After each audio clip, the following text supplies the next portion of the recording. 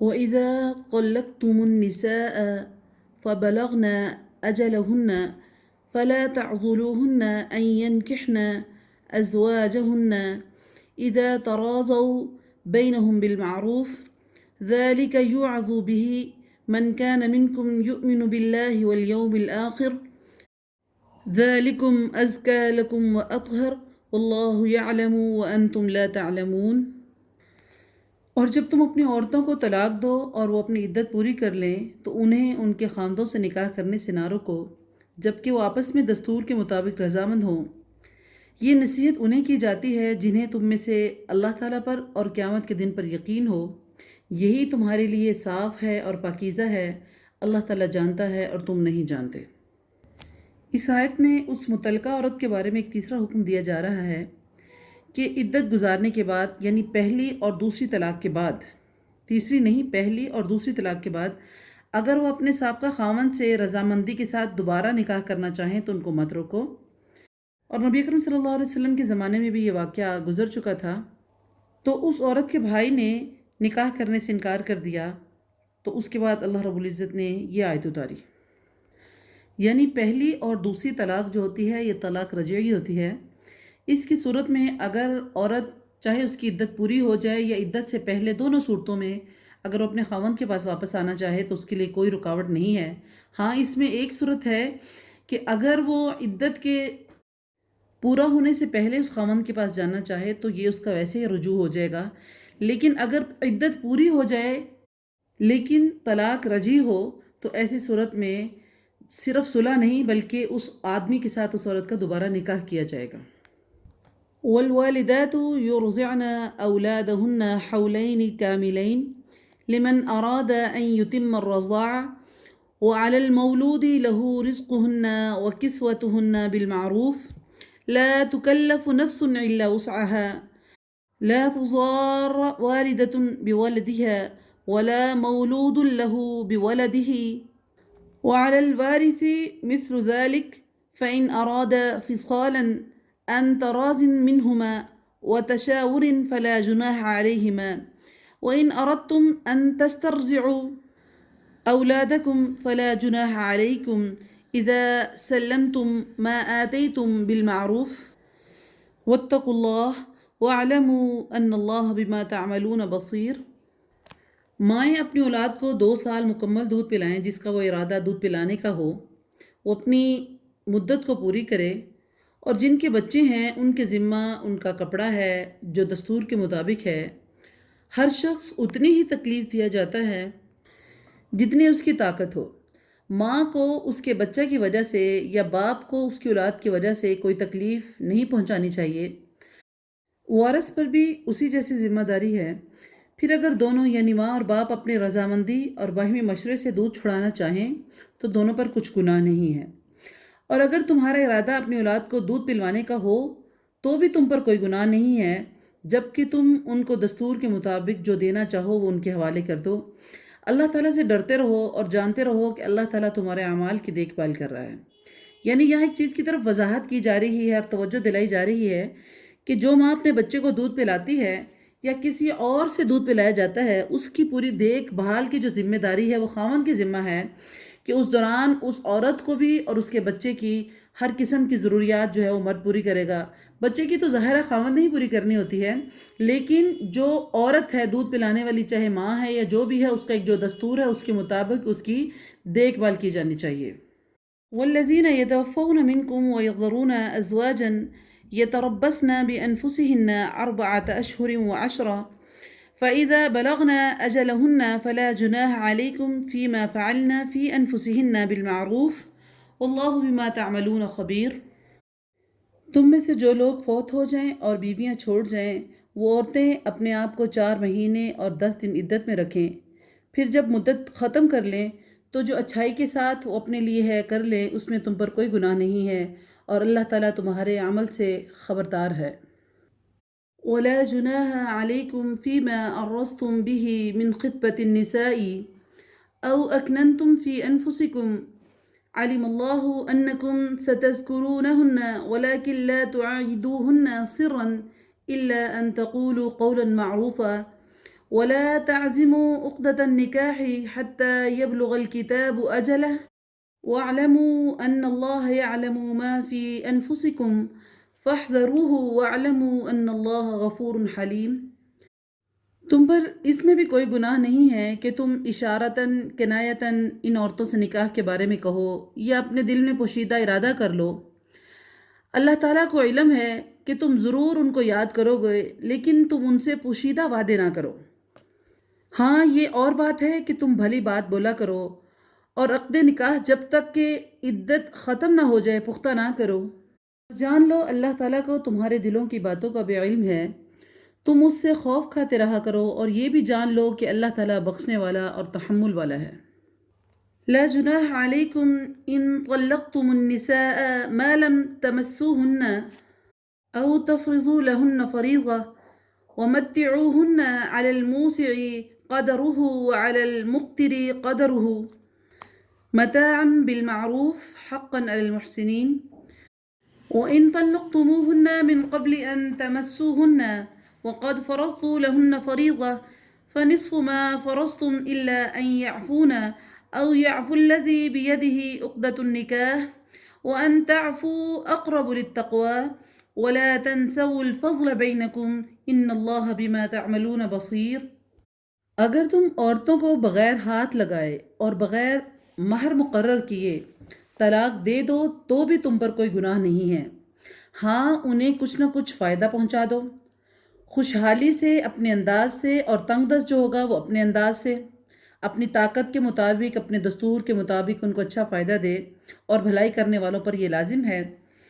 اور اگر تم اپنی عورتوں کو اس سے پہلے طلاق دے دو کہ تم نے ان کو ہاتھ لگایا ہو، یعنی ان کو چھونے سے پہلے طلاق دے دو، اور تم نے ان کا حق مقرر کر دیا ہو، تو مقرر مہر کا آدھا حصہ مہر دے دو، اور یہ بات کہ وہ خود معاف کر دیں یا وہ شخص معاف کر دے جس کے ہاتھ میں نکاح کی گرہ ہے۔ تمہارا معاف کر دینا تقوی سے بہت نزدیک ہے، اور آپس کی فضیلت اور بزرگی کو فراموش نہ کرو، یقیناً اللہ تعالیٰ تمہارے اعمال کو دیکھ رہا ہے۔ حافظوا على الصلوات والصلاة الوسطى وقوموا لله قانتين فإن خفتم فرجالا أو ركبانا فإذا آمنتم فاذكروا الله كما علمكم ما لم تكونوا تعلمون۔ اور اپنی نمازوں کی حفاظت کرو، بالخصوص درمیانی نماز کی، اور اللہ تعالیٰ کے لیے ادب سے کھڑے رہا کرو۔ اگر تمہیں خوف ہو تو پیدل ہی صحیح یا سوار ہی صحیح، ہاں جب امن ہو تو اللہ کا ذکر کرو جس طرح اس نے تمہیں سکھایا ہے، جسے تم نہیں جانتے تھے۔ درمیان والی نماز سے مراد عصر کی نماز ہے، جس کو حدیث رسول میں متعین کر دیا ہے کہ جب آپ صلی اللہ علیہ وسلم نے خندق والے دن عصر کی نماز کو صلاۃ وسطیٰ قرار دیا تھا۔ والذین یتوفون منکم ویذرون ازواجا وصیۃ لازواجہم متاعا الی الحول غیر اخراج فإن خرجنا فلا جناح عليكم فيما فعلنا في أنفسهن من معروف والله عزيز حكيم وللمطلقات متاع بالمعروف حقا على المتقين۔ اور جو لوگ تم میں سے فوت ہو جائیں اور بیویاں چھوڑ دیں، وہ وصیت کر جائیں کہ ان کی بیویاں سال بھر تک فائدہ اٹھائیں، انہیں کوئی نہ نکالے۔ ہاں اگر وہ خود نکل جائیں تو تم پر اس کا کوئی گناہ نہیں ہے، جو وہ اپنے لیے اچھائی سے کرے، اللہ تعالیٰ غالب اور حکمت والا ہے۔ طلاق والیوں کو اچھی طرح فائدہ دینا پرہیزگاروں پر لازم ہے، لیکن آج کل ہم دیکھتے ہیں کہ اگر کسی کو طلاق ہو جاتی ہے یا اس کا کوئی اس طرح کا ایشو بن جاتا ہے تو جو اس کا جائز حق ہے وہ بھی اسے نہیں دیا جاتا، بلکہ اسے چھین لیا جاتا ہے۔ معاشرے میں اس کو برا سمجھتے ہیں، حالانکہ اللہ تعالیٰ ان کے ساتھ اچھا معاملہ کرنے کی وصیت کر رہے ہیں۔ كَذَلِكَ يُبَيِّنُ اللَّهُ لَكُمْ آيَاتِهِ لَعَلَّكُمْ تَعْقِلُونَ۔ اسی طرح اللہ رب العزت اپنی آیتیں، اپنی نشانیاں تمہارے لیے بیان کر رہا ہے تاکہ تم عقل کرو۔ أَلَمْ تَرَ إِلَى الَّذِينَ خَرَجُوا مِنْ دِيَارِهِمْ وَهُمْ أُلُوفٌ حَذَرَ الْمَوْتِ فَقَالَ لَهُمُ اللَّهُ مُوتُوا ثُمَّ أَحْيَاهُمْ إِنَّ اللَّهَ لَذُو فَضْلٍ عَلَى النَّاسِ وَلَكِنَّ أَكْثَرَ النَّاسِ لَا يَشْكُرُونَ۔ وَقَاتِلُوا فِي سَبِيلِ اللَّهِ وَاعْلَمُوا أَنَّ اللَّهَ سَمِيعٌ عَلِيمٌ۔ کیا تم نے انہیں نہیں دیکھا جو ہزاروں کی تعداد میں تھے اور موت کے ڈر کے مارے اپنے گھروں سے نکل کھڑے ہوئے تھے؟ اللہ نے انہیں فرمایا مر جاؤ، اور پھر اللہ نے انہیں زندہ کر دیا۔ بے شک اللہ تعالیٰ لوگوں پر بڑا فضل کرنے والا ہے، لیکن اکثر لوگ ناشکرے ہیں۔ اور اللہ کے راستے میں جہاد کرو اور جان لو کہ اللہ تعالیٰ سنتا ہے اور جانتا ہے۔ من ذا الذي يقرض الله قرضا حسنا فيضاعف له اضعافا كثيرا والله يقبض ويبسط وإليه ترجعون۔ ایسا بھی کوئی ہے جو اللہ تعالیٰ کو اچھا قرض دے، پس اللہ تعالیٰ اسے بہت بڑھا چڑھا کر عطا فرمائے گا۔ اللہ ہی تنگی کرتا ہے اور وہی کشادگی کرتا ہے، اور تم سب اسی کی طرف لوٹائے جاؤ گے۔ قرض حسن سے مراد اللہ کی راہ میں اور جہاد میں مال خرچ کرنا ہے، یعنی جان کی طرح مالی قربانی میں بھی کوئی تعامل نہیں کرنا چاہیے۔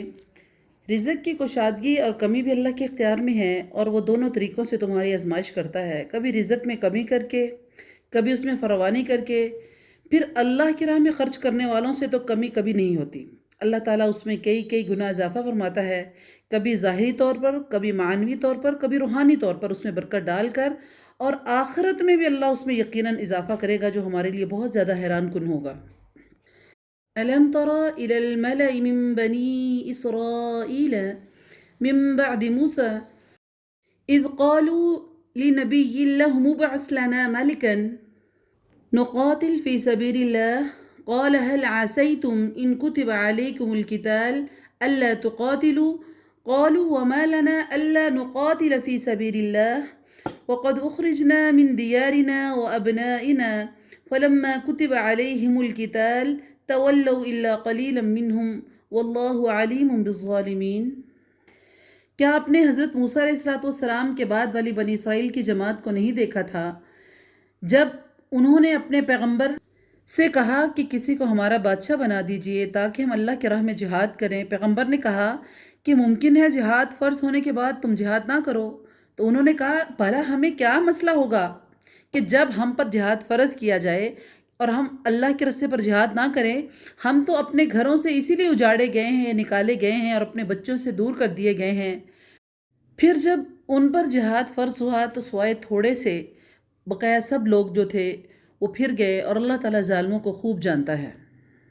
وَقَالَ لَهُمْ نَبِيُّهُمْ إِنَّ اللَّهَ قَدْ بَعَثَ لَكُمُ الطَّالُوتَ مَلِكًا قَالُوا أَنَّىٰ يَكُونُ لَهُ الْمُلْكُ عَلَيْنَا وَنَحْنُ أَحَقُّ بِالْمُلْكِ مِنْهُ وَلَمْ يُؤْتَ سَعَةً مِنَ الْمَالِ قَالَ إِنَّ اللَّهَ اصْطَفَاهُ عَلَيْكُمْ وَزَادَهُ بَسْطَةً فِي الْعِلْمِ وَالْجِسْمِ وَاللَّهُ يُؤْتِي مُلْكَهُ مَن يَشَاءُ وَاللَّهُ وَاسِعٌ عَلِيمٌ۔ اور انہیں ان کے نبی نے فرمایا کہ اللہ تعالیٰ نے طالوت کو تمہارا بادشاہ بنایا ہے، تو کہنے لگے بھلا اس کی ہم پر حکومت کیسے ہو سکتی ہے؟ اس سے تو زیادہ ہم حقدار ہیں بادشاہت کے، اس کو تو مالی کشادگی بھی نہیں دی گئی۔ تو نبی نے فرمایا سنو، اللہ تعالیٰ نے اس کو تم پر برگزیدہ کر دیا ہے، اسے علمی اعتبار سے، جسمانی اعتبار سے تم پر برتری عطا فرمائی ہے۔ بات یہ ہے کہ اللہ جسے چاہے اپنا ملک دے، اللہ تعالیٰ کشادگی والا ہے اور علم والا ہے۔ حضرت طالوت اس نسل سے نہیں تھے جس سے بنی اسرائیل کے بادشاہوں کا سلسلہ چلا آ رہا تھا، یہ غریب اور عام فوجی تھے جس پر انہوں نے اعتراض کیا۔ پیغمبر نے کہا یہ میرا انتخاب نہیں ہے، اللہ تعالیٰ نے اسے مقرر کیا ہے۔ اس کے علاوہ قیادت جو ہے مال سے نہیں بلکہ عقل، علم، جسمانی طاقت کے ساتھ ہوتی ہے، اور طالوت اس چیز میں تم سے زیادہ ممتاز ہیں، اس لیے اللہ تعالیٰ نے انہیں اس منصب کے لیے چن لیا ہے، اور وہ وسیع ہے اور فضل کرنے والا ہے، جس کو چاہتا ہے اپنی رحمت سے نوازتا ہے، وہ جاننے والا ہے، وہ جانتا ہے کہ بادشاہت کا مستحق کون ہے اور کون نہیں ہے۔ جب انہیں یہ بتایا گیا کہ اللہ تعالیٰ نے طالوت کو مقرر کیا ہے تو انہوں نے مزید کسی نشانی کا مطالبہ کیا تاکہ وہ مطمئن ہو جائیں، تو اگلی آیت میں اس دوسری نشانی کا ذکر کیا گیا ہے۔ وَقَالَ لَهُمْ نَبِيُّهُمْ إِنَّ آيَاتَ مُلْكِهِ أَن يَأْتِيَكُمُ التَّابُوتُ فِيهِ سَكِينَةٌ مِّن رَّبِّكُمْ وَبَقِيَّةٌ مِّمَّا تَرَكَ آلُ مُوسَىٰ وَآلُ هَارُونَ تَحْمِلُهُ الْمَلَائِكَةُ إِنَّ فِي ذَلِكَ لَآيَةً لَّكُمْ إِن كُنتُم مُّؤْمِنِينَ۔ چونکہ یہاں انہوں نے اس کی دوسری نشانی مانگی تھی کہ کوئی اور نشانی جس سے ہمیں پتہ چلے کہ واقعی طالوت کو ہی بنایا گیا ہمارا بادشاہ۔ ان کے نبی نے ان سے پھر کہا کہ اس بادشاہت کی ظاہری نشانی یہ ہے کہ تمہارے پاس وہ صندوق آ جائے گا جس میں تمہارے رب کی طرف سے دل جمی ہے اور آل موسیٰ اور آل ہارون کا چھوڑا ہوا ترکہ ہے، فرشتے اسے اٹھا کر لائیں گے، یقیناً کہ تمہارے لیے کھلی نشانی ہے اگر تم ایمان والے ہو۔ فلما فصل طالوت بالجنود قال ان اللہ مبتلیکم بنہر فمن شرب منہ فلیس منی ومن لم يطعمه فإنه مني إلا من اغترف غرفة بيده فشربوا منه إلا قليلا منهم فلما جاوزه هو والذين آمنوا معه قالوا لا طاقة لنا اليوم بجالوت وجنوده قال الذين يظنون أنهم ملاقو الله كم من فئة قليلة غلبت فئة كثيرة بإذن الله والله مع الصابرين ولما برزوا لجالوت وجنوده قالوا ربنا افرغ علينا صبرا وثبت اقدامنا وانصرنا على القوم الكافرين۔ جب حضرت طالوت لشکروں کو لے کر نکلے تو انہوں نے کہا، سنو، اللہ تعالیٰ نے تمہیں ایک نہر کے ساتھ آزمانے والا ہے، جس نے اس میں سے پانی پی لیا وہ میرا نہیں ہے، اور جو اس سے نہیں پیے گا وہ میرا ہے۔ ہاں، یہ اور بات ہے کہ کوئی اپنے ہاتھ سے ایک چلو بھر لے، لیکن سوائے چند لوگوں کے باقی سب نے وہ پانی پیٹ بھر کے پیا۔ حضرت طالوت مومنین سمیت جب وہ نہر سے گزر گئے تو کہنے لگے، آج تو ہم میں طاقت نہیں ہے کہ جالوت اور اس کے لشکروں سے لڑ سکیں۔ لیکن اللہ تعالیٰ کی ملاقات پر یقین رکھنے والوں نے کہا کہ بعض اوقات چھوٹی اور تھوڑی جماعتیں جو ہوتی ہیں وہ بہت سی بڑی جماعتوں پر اللہ کے حکم سے غلبہ پا لیتی ہیں، اور اللہ تعالیٰ صبر کرنے والوں کے ساتھ ہیں۔ وَلَمَّا بَرَزُوا لِجَالُوتَ وَجُنُودِهِ قَالُوا رَبَّنَا أَفْرِغْ عَلَيْنَا صَبْرًا وَثَبِّتْ أَقْدَامَنَا وَانصُرْنَا عَلَى الْقَوْمِ الْكَافِرِينَ۔ جب ان کا جالوت اور اس کے لشکر سے مقابلہ ہوا تو انہوں نے دعا مانگی کہ اے پروردگار، ہمیں صبر دے، ثابت قدم رکھ اور کافروں کی قوم پر ہماری مدد فرما۔ فَهَزَمُوهُمْ بِإِذْنِ اللَّهِ وَقَتَلَ دَاوُودُ جَالُوتَ وَآتَاهُ اللَّهُ الْمُلْكَ والحكمة وعلمه مما يشاء ولولا دفع الله الناس بعضهم ببعض لفسدت الأرض ولكن الله ذو فضل على العالمين تلك آيات الله نتلوها عليك بالحق وإنك لمن المرسلين۔ چنانچہ اللہ تعالیٰ کے حکم سے انہوں نے جالوتیوں کو شکست دے دی، اور حضرت داؤد علیہ السلام کے ہاتھوں جالوت قتل ہوا، اور اللہ تعالیٰ نے داؤد علیہ السلام کو بادشاہی اور حکمت دی اور جتنا کچھ چاہا علم بھی عطا فرمایا۔ اور اگر اللہ تعالیٰ چاہتا تو بعض لوگوں کو بعض سے دفع نہ کرتا، یعنی کہ دور نہ کرتا یا ان کو وہاں سے ختم نہ کرتا، تو ایسی صورت میں زمین میں فساد پھیل جاتا۔ لیکن اللہ تعالیٰ دنیا والوں پر بڑا فضل اور کرم کرنے والا ہے۔ یہ اللہ کی آیتیں ہیں جنہیں ہم حقانیت کے ساتھ آپ یعنی محمد رسول اللہ صلی اللہ علیہ وسلم پر پڑھتے ہیں۔ بالیقین آپ اللہ کے رسولوں میں سے ہیں۔ یہ اللہ رب العزت کی سنت ہے کہ وہ ایک انسانوں کے ہی ایک گروہ سے دوسرے گروہ کے ظلم اور اقتدار کا خاتمہ کرتا ہے۔ اگر وہ ایسا نہ کرتا، کسی ایک گروہ کو ہمیشہ قوت دیے رکھتا، تو زمین فساد سے بھر جاتی۔ تو یہ اللہ کا قانون ہے جو اللہ اہل دنیا کے لیے ظاہر کرتا ہے۔ اسی طرح کا ذکر اور بھی بہت سارے مقام پر اللہ رب العزت نے فرمایا، اور آخری آیت میں اللہ رب العزت فرما رہے ہیں کہ جیسے کہ گزشتہ امتوں کے واقعات رسول اللہ صلی اللہ علیہ وسلم کو معلوم ہو رہے ہیں، تو اللہ کہتے ہیں اے محمد، ان واقعات کا آپ کو معلوم ہونا یقیناً آپ کی رسالت اور آپ کی صداقت کی دلیل ہے، کیونکہ آپ صلی اللہ علیہ وسلم نہ تو پڑھے تھے نہ کسی سے ان کو سنا ہوا تھا، جس سے یہ واضح ہے کہ یہ غیب کی وہ خبریں ہیں جو اللہ رب العزت وحی کے ذریعے اپنے نبیوں پر نازل فرماتا ہے۔ قرآن کریم میں بھی متعدد مقامات پر گزشتہ امتوں کے واقعات بیان کیا ہے، اور یہ آپ صلی اللہ علیہ وسلم کی صداقت کی دلیل کے طور پر ان کو پیش کیا گیا ہے۔ اللہ تعالیٰ سے دعا ہے کہ اللہ تعالیٰ ہم کو اس پر عمل کرنے کی توفیق عطا فرمائے۔ اقول قولی ھذا استغفر اللہ لی ولکم ولسائر المسلمین وما علی الا البلاغ المبین۔ السلام علیکم ورحمۃ اللہ وبرکاتہ۔